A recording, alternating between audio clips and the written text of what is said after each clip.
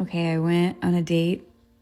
I met up with our Yale hottie here, Mr. Muscles, Muscle Man. Maybe we should call him the Muscle MD. He actually is a doctor. He actually went to Yale and went to med school at Harvard, which is like, I'm sorry, like the most impressive combination. And he was extremely humble about it. Like, very nice person, a little bit awkward, very nice. He's a good looking guy. The red flag. We met at 3:00.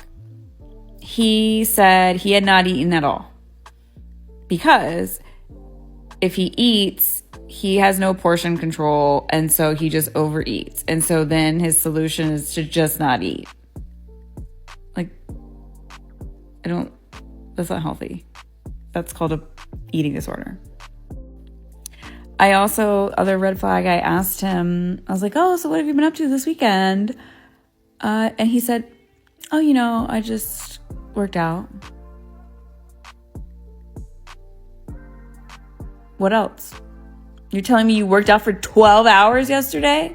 What else did you do? Did you seriously work out for 12 hours yesterday? Because that's a problem. I couldn't get anything else out of the man. Other than that, he worked out this weekend. That's it. So I think the relaxation as exercise is a red flag. That's not a green flag. What else do you have going on in your life other than exercise? I'm sorry. I will say, maybe if I'm going to rate guys on our date, I appreciated that he picked a place. He chose something that was close to me. He made a reservation, communicated that with me. Like, that was all very chivalrous. I do appreciate that. Very nice guy. He's good looking. Like, he's attractive. I think he probably doesn't have much of a social life. I think his social life is the gym, and that's it. Which, like, okay, like, you're a hottie in the gym, I bet. But what else do you have going on? So, yeah, like, definitely not a 10 out of 10. Maybe 6 out of 10. Like, maybe I'll meet up with him again, but... Is this a joke? Gotta be rage bait. You didn't like that he didn't eat enough for you? That he worked out too much? God, dog. A doctor. He's an MD. And she's still talking stupid like this. Sometimes I wonder why guys my age don't really approach me. And then I remember I'm a 24-year-old with braces. Que está bien cachetona. I think they're just trying to stay safe. So today is the day that I met my daughter's au pair that is going to be at her dad's house, who's from Colombia. And she's absolutely stunning. Okay, so living at my daughter's dad's house, he's not an ugly dude. Like, he's not. And, I mean, I can't, I'm not a fortune teller. But... So basically the issue she's having here is that the au pair is not necessarily a nanny. They perform similar jobs of a nanny, but they're expected to be kind of like a temporary family member. So what she's really saying is, she's beautiful. She's from Colombia. My ex is good looking. They might end up getting together. And I don't know how I feel about that. Who cares what you feel if she's treating the child with love and respect and taking care of her responsibilities? What can you do? So it's not enough for the person with the higher sex drive to say to their partner, I need you more. That person that has the higher sex drive might have shut down their desire to ask because of potential rejection or their partner saying no. But that person with the higher drive is thinking about it more, right? And so if they expect their partner to just begin to amp it up and meet their needs, it might not happen. So if you are the one with the higher drive, it might be great if you begin to lean into it more and work through your fear of rejection and your fear of failure, and just create moments of intimate connection, emotional connection, which could lead to greater connection. So you can't just drop it in your partner's lap and then be frustrated that they're not meeting that. How do you partner with them in creating an environment where that can happen greater and you can meet both of your needs? I don't know if I'm going to say his name. I won't say his name. So he said, I've tried 8 years, nothing. I am loyal, don't want somebody else. I crave my wife. Somebody in the comments said, it's time to move on. It's a tough pill to take, but she's already gone. He replies, no, she's not gone. She treats me well. She tells me she loves me. She hugs me. She doesn't go out unless I'm with her. We do things together, just not messing around.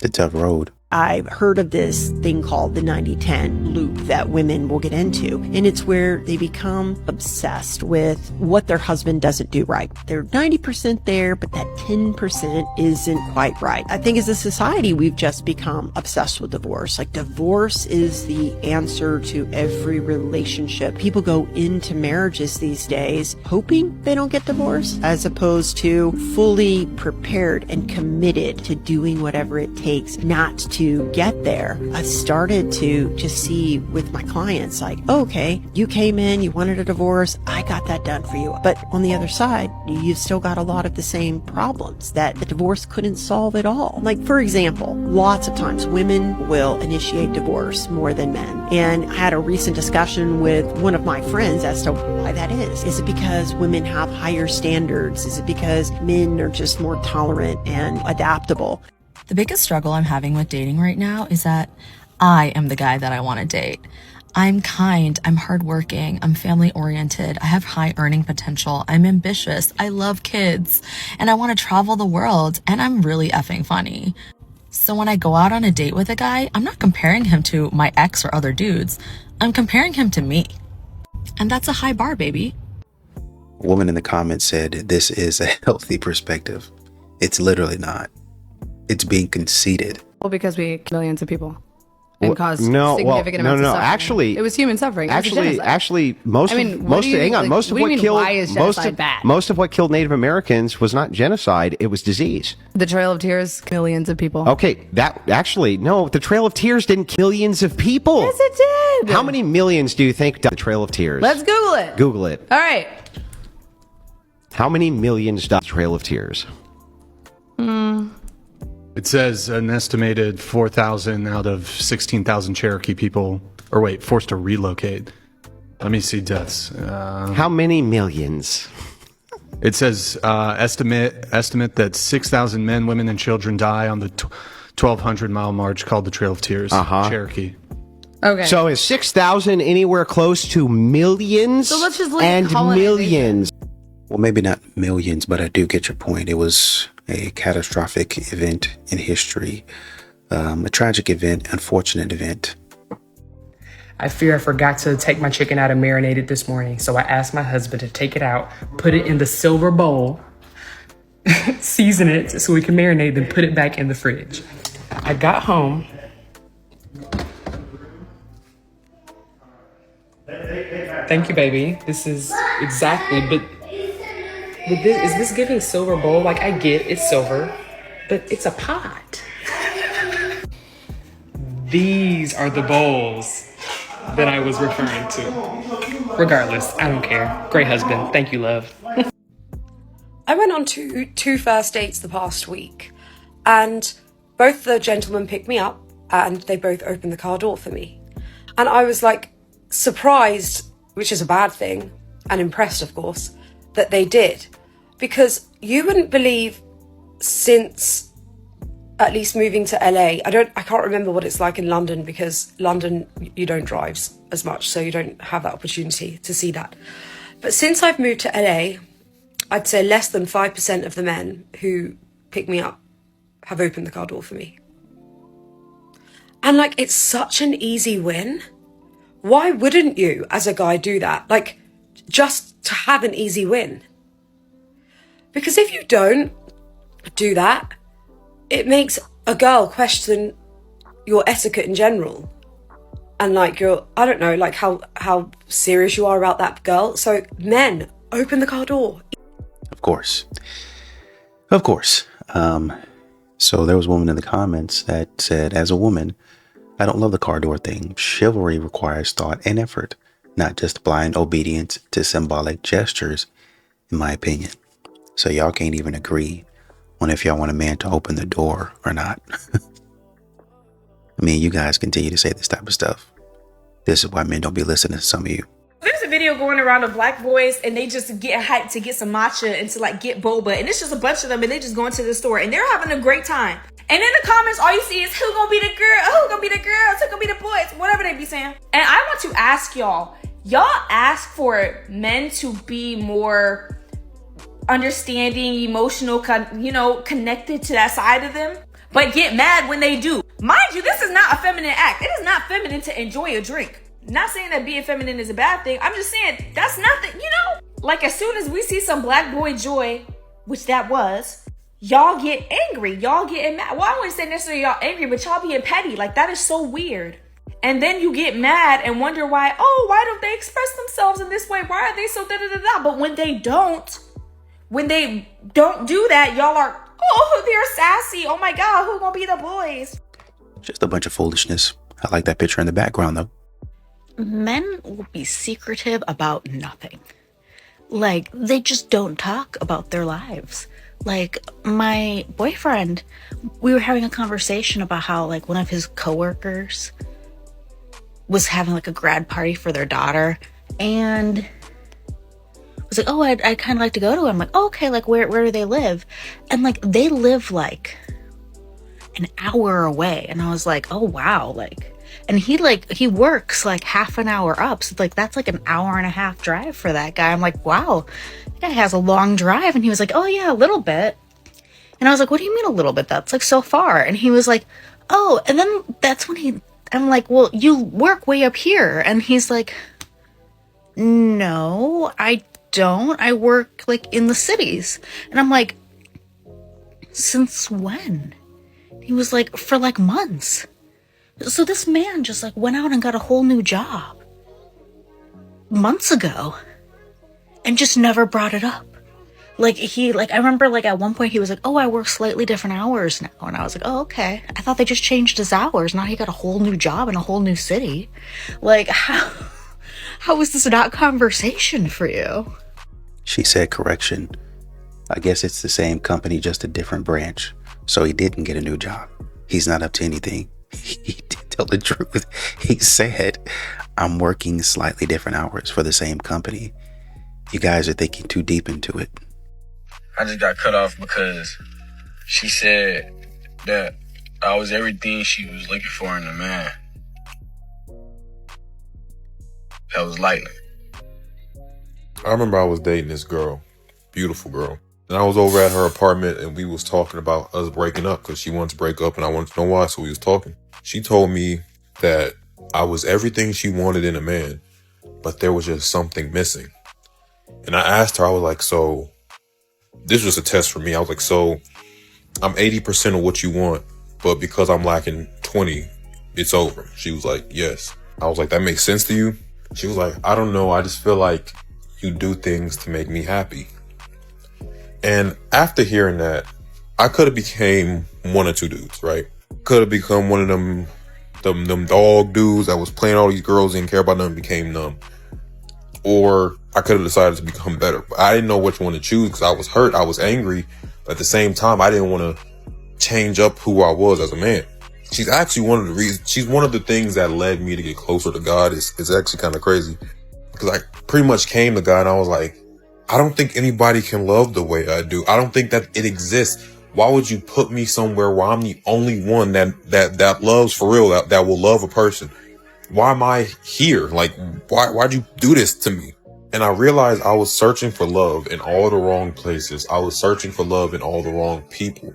A lot of my non-religious audience might not want to hear this, but I realized that love that I was searching for was found in Jesus, right? And I was just like, he sacrificed, he gave, he washed the feet of people he didn't have to wash the feet of. And I'm just thinking to myself, That's the kind of love I want. That's the type of love I'm striving to give, right?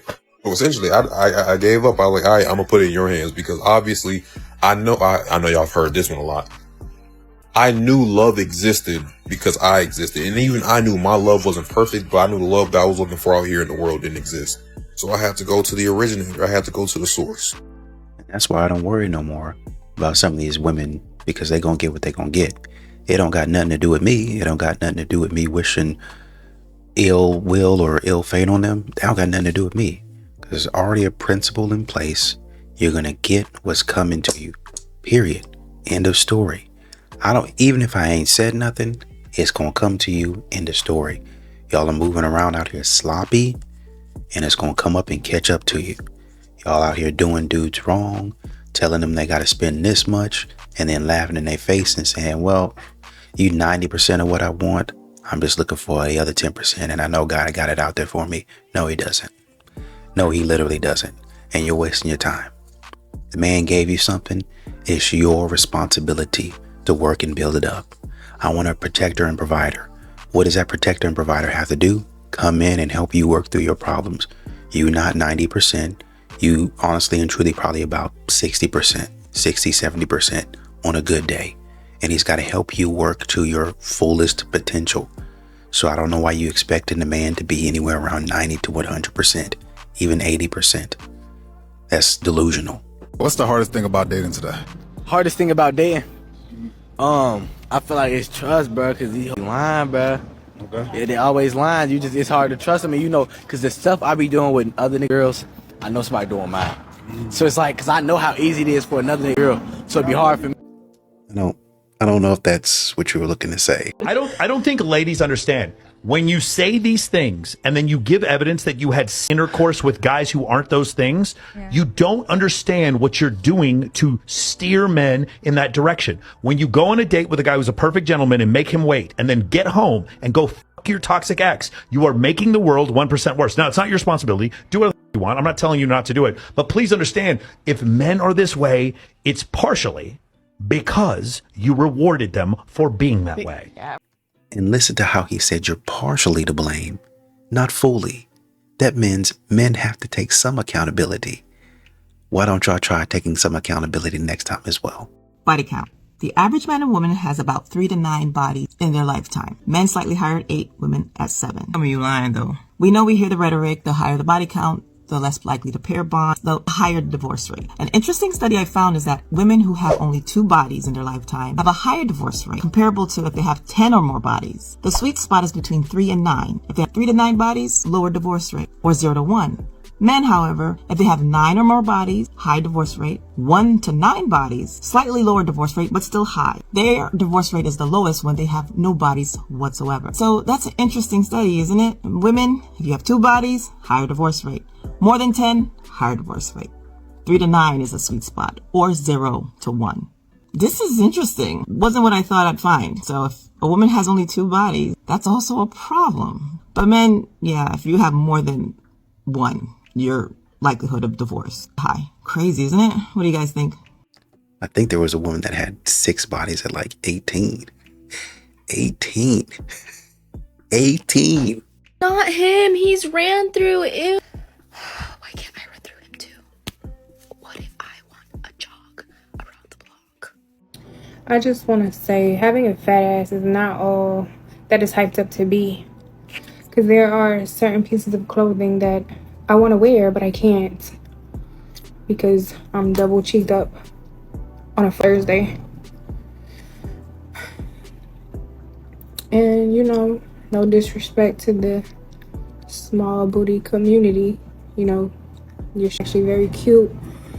And not to disregard your feelings if you want a fat ass. Honestly, you probably don't. And then too, it's the worst when you get some fiends, right? And it smushes it flat. Contradicting, I know, but I'm annoyed right now. My outfit isn't working out. So yeah. Do y'all just be creating problems for yourselves? Like, imaginary scenarios. Oh, this is such a problem for me. I don't know how I'm going to get out of it. Really? Really? Listen, you do whatever you want. Go live your life and be happy. Go Cowboys. When I bring up a problem and I'm voicing to you how I feel about it and we're having a conversation about it, that is not your turn and the time for you to talk about how I did something 2 weeks ago or a month ago or 6 years ago. That's not the time. And that is one of the biggest things that goes wrong in relationships, man, is when a man trying to tell you what he feels. And then you come up, well, you made me feel this way 3 weeks ago when you was talking to such and such. Is that what we're talking about right now? We're talking about how you made me feel. But now it makes it seem like, okay, you can't sit in the discomfort of being on the hot seat, right? You can't sit with that. Everything got to be about you. What I'm saying does not matter. And anytime that I bring up my concerns, there's no point in us talking about it because the conversation is always going to come back to something I did wrong. How did it go from me trying to express a way that I needed you to do better, and now it's all about everything I'm not doing right? 100%. How did this get flipped and turned on me?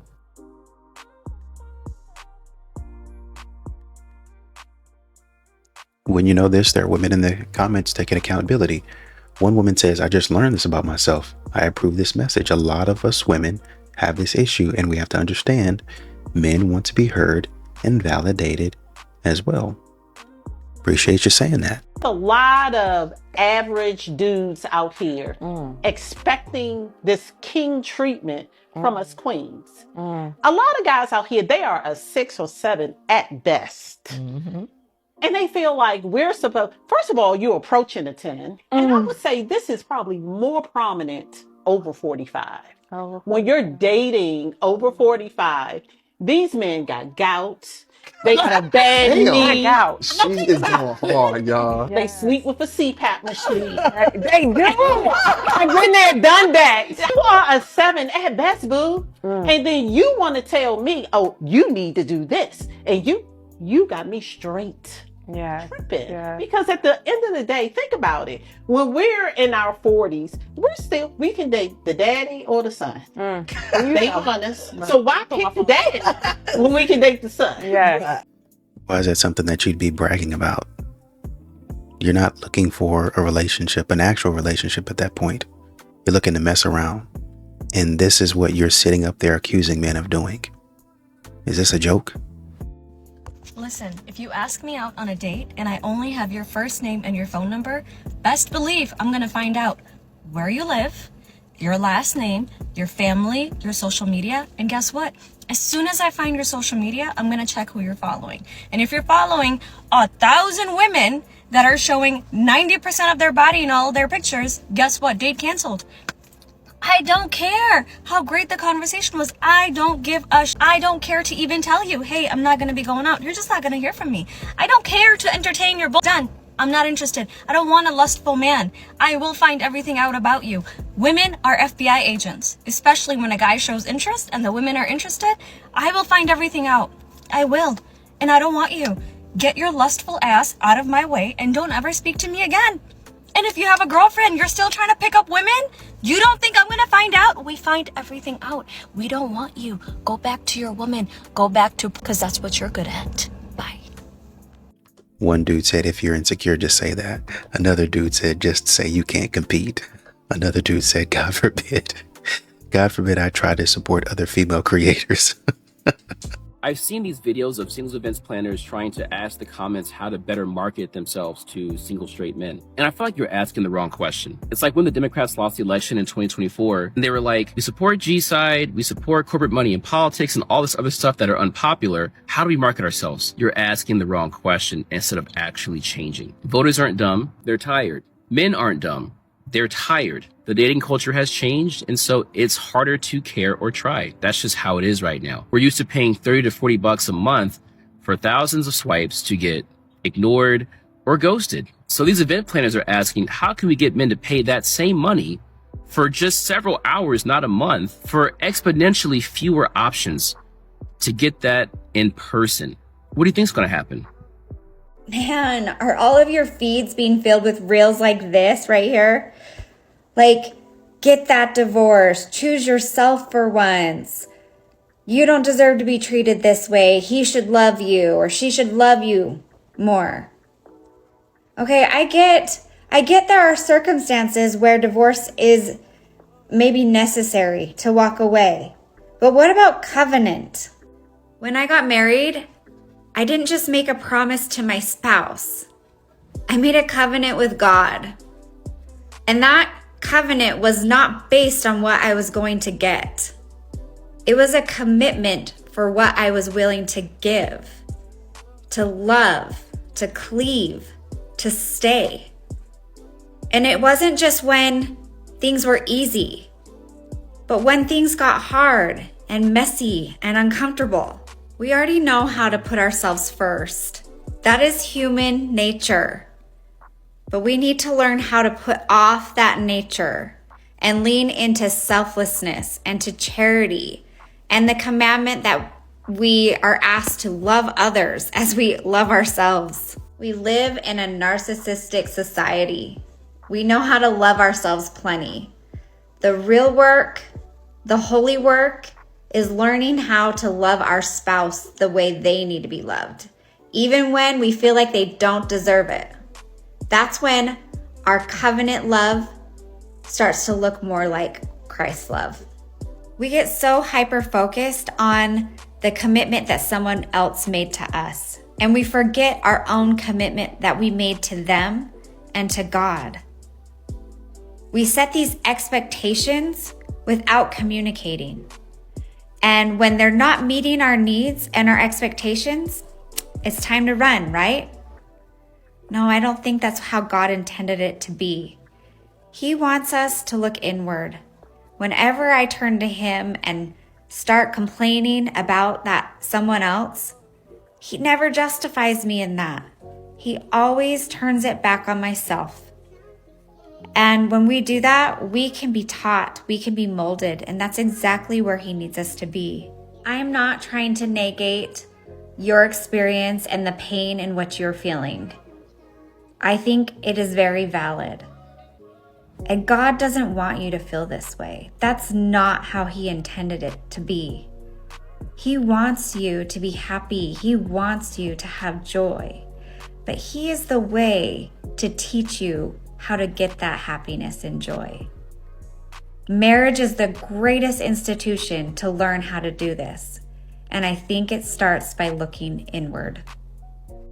Well, like I said in some of my previous videos, some of these people don't have the commitment. They just don't have the stomach for it. They don't want to be bothered with it. So we want to go through a season of having, loved each other. Stick it out just a little bit. But, if it gets too hard, I don't want to do the work and I want to get up out of here. That's what they be thinking. I notice anytime there is a discussion about Black love, usually there is a focus on whether or not there are enough good marriageable Black men, right? If there are Black men who have college degrees or are educated, who make enough money, who are not in prison or don't have a record, who are emotionally available, the whole laundry list, right?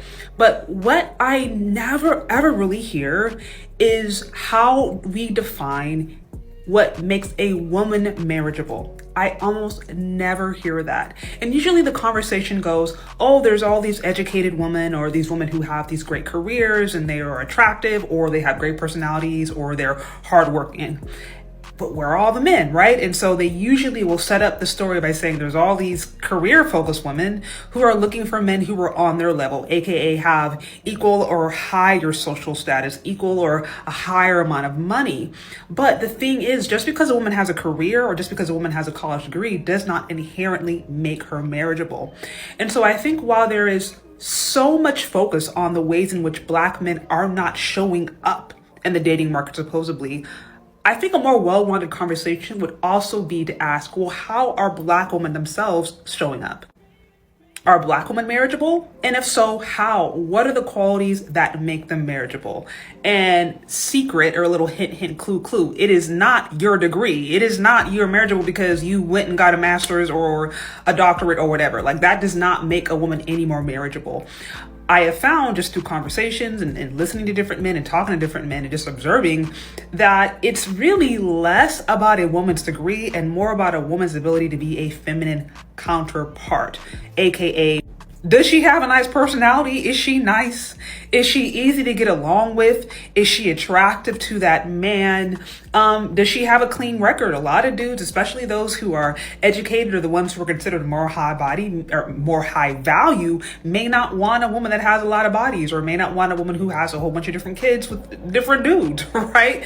I mean, like, I'm just saying, I think these conversations would actually be progressive and they would actually be beneficial if the conversation was well-rounded.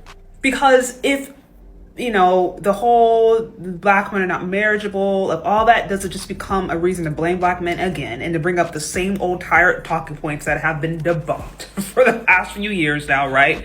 The black men are gay or they're snowblading or in prison. If all we do is just use that as a reason to blame men, then we actually never get to the root problem. And I've always said there's no reality that exists in which black men are not raised to be husbands and black men are just horrible at relationships, but all of a sudden, all of the black women are raised to be wives. Because I'm like, they grew up in the same household. So if we were to sit here and say that black men are not, you know, leveling up, or if the black men are not marriage material, then we also have to look at the girls and the women and be like, okay, well, we can also conclude that the black women probably themselves are not being raised to be wives because they grew up in the same households, under the same cultural values, under the same parents. So I just think these conversations would be so much more valuable and so much more fruitful if we looked at things from a more well-rounded response. Yes, it's okay to ask if black men are marriageable, if we're able to define what marriageable means, but we also have to expand that conversation to include black women, because relationships are, you know, two-sided. It's not just based upon one person getting their way and another person getting their way. It's like, no, we actually have to look at the situation in its entirety and the problem in its entirety if there is ever to be an actual real solution. So a man who's broke and lazy, he knows, right, that the only thing he can actually do for you is sleep with you. So he doesn't even really care. He doesn't care if you reject him or deny him or not, because he's just going to go to the next one. Just going to go to the next one, go to the next one, go to the next one, go to the next one. Oh, ping, you said yes, cool. All right, I can sleep. I'm in. Some men literally think like this. They're so lazy and they're so just unwilling to change that they've accepted who they are, what they do, and their lifestyle. As miserable as these people are, to be honest, these are some of the most miserable people ever who do this because you're not happy living this way. It's the most unfulfilling and empty way to live your life. Just looking for people to fill a quick fix. Then you're like good for a little bit and then you need another quick fix. Like that's all these men and women, people like this, are doing, right? So that's all a lazy broke man can offer you is, you know, the bedroom. And a lot of them can't even do that right? But if you're dumb enough to be like, oh, sure, I'll drop my standard just because you look good. Oh, honey, like, please don't, like, do yourself a favor and never sleep with a man who is like this, to be honest. And if you do, just don't. Honestly, I don't even have anything to say. Don't sleep with men who are below your standards. If you're going to sleep with men, make sure they at least check all your boxes. But if they don't sleep with them. Do not sleep with a man until he checks every single box on your checklist. So if you don't have a checklist, that's where you need to start. You need to get a list of your standards and your boundaries, because then when you date a guy, you're like, oh, he checks this one and he doesn't check this one. That's how you know, and you filter them out. You have to filter these men out. Okay. But a lot of these men that you're going to want to sleep with and that you're going to be more prone to sleeping with and breaking your boundaries for are the good looking ones who are generally broke or just make just enough. So they're broke, honestly, under 100K. You're not financially free, right? They're most likely just trying to sleep with you, and they're seeing if you'll drop they're testing you to see if you will drop your standards just to sleep with them. And the minute that you do, they don't respect you. That's it.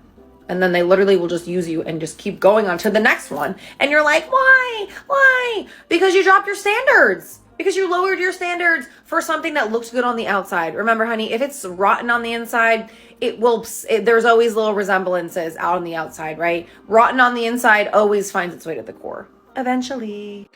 I mean, honestly, you're not actually saying anything that matters or makes sense. Let's just call it what it is. The harsh reality is that men are constantly trying to connect with their wives, their girlfriends, significant others, and constantly being rejected on the day-to-day. So many women are so focused on the one thing that he didn't do rather than trying to focus on the 100 things that he is doing. Let me explain. A man can pick up a woman from the front of a store when it's raining outside because she doesn't want to get wet and he doesn't want to get her wet.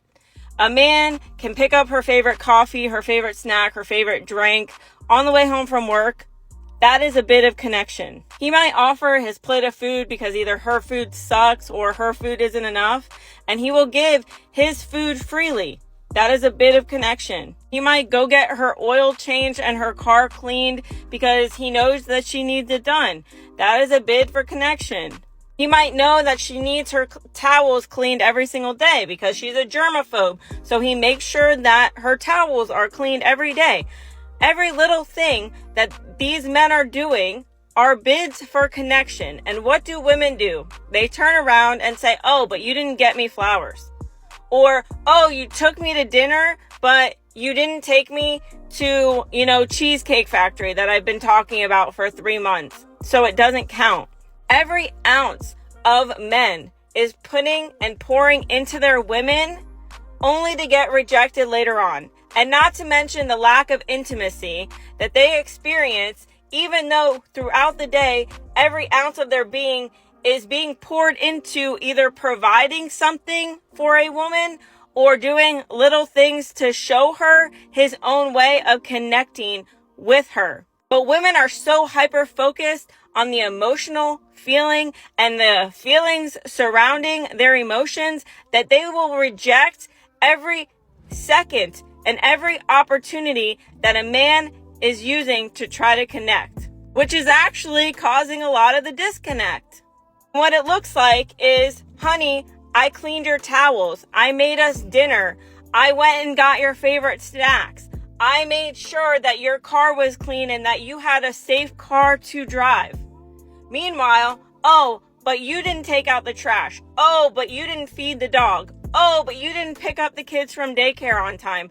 So it cancels out all the good he's trying to do because y'all are so hyper focused on all of the negative because he didn't do something the way that you would do it. And then these men get defeated and these men stop doing altogether, and they stop doing it because all of the little things that he was doing before weren't good enough. And they didn't stand out. You didn't care because you were focused on him not taking out the trash, but you didn't even notice the 20 other things he did throughout the day to try to help you with something else.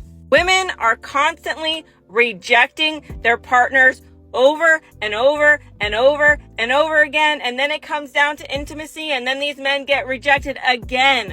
And the worst part about it is a lot of these women won't offer their wallet when a man is struggling. They won't offer their food when he's struggling. They won't offer mental and emotional support when he's struggling. They won't pick him up and lift him up and provide the same service that he's been trying to provide. They won't stop and get his favorite snack. They won't learn to cook his favorite meal. They're too busy out here talking about girl boss, cook your own dinner, you're a grown-ass man, blah, blah, blah, you can do it yourself. But then they can't understand why they can't find partners that don't connect with them. They don't understand why they're not creating that sense of security and the emotional connection that they're looking for. Because at the end of the day, connection is a two-way street, and you cannot reject men to the level that you're rejecting them and expect something positive in your relationship. Okay, bye. I guess the only thing to say to that would be they think of that, or some of these ladies think of that as bare minimum. Oh, that's the least he can do. What can he do that would be the best? What exactly are you looking for? And that's exactly why men are staying single. I'm not sure. Men are legitimately confused as to what to do.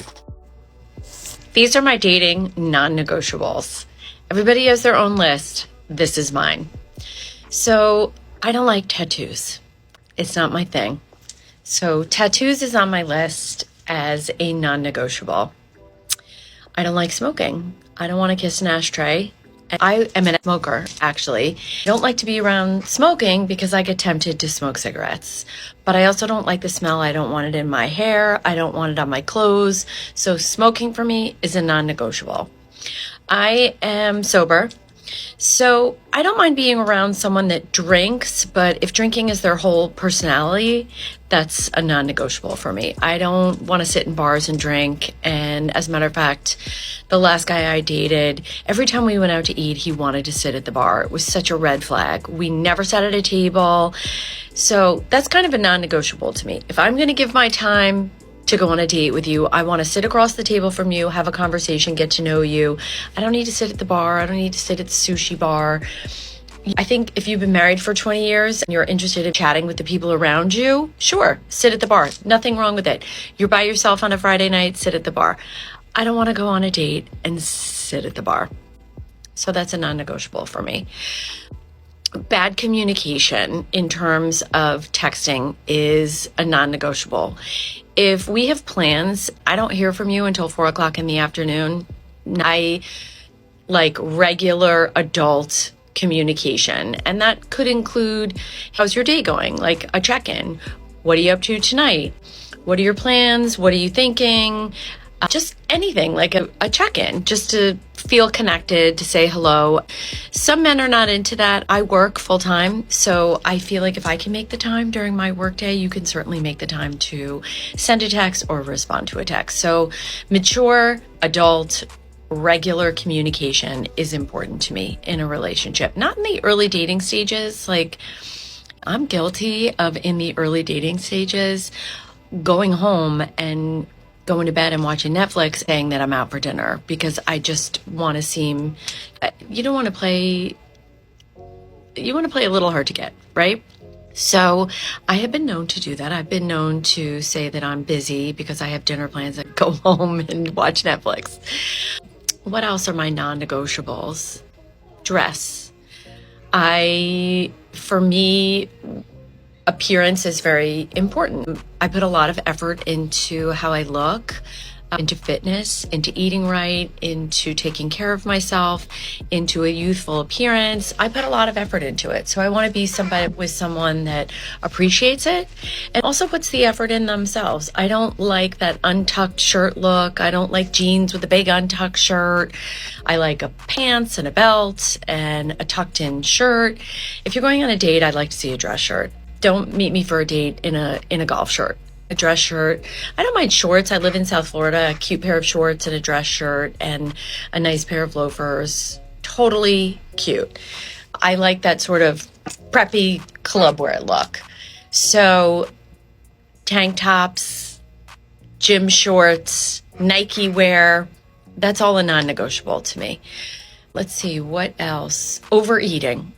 Overeating is a non-negotiable for me. If you are not taking care of yourself, you are going out to eat dinner and eating every piece of bread in the basket, but you're not fit and trim and you haven't worked out today. If you've got, if you could maybe get into a little bit of better shape, but you're ordering the most sauce-laden, high-calorie entree on the menu, plus an appetizer, plus eating all the bread, it's just a turnoff to me. It's like kind of a non-negotiable. Honestly, if I'm going to be with somebody, I want to live a nice long life.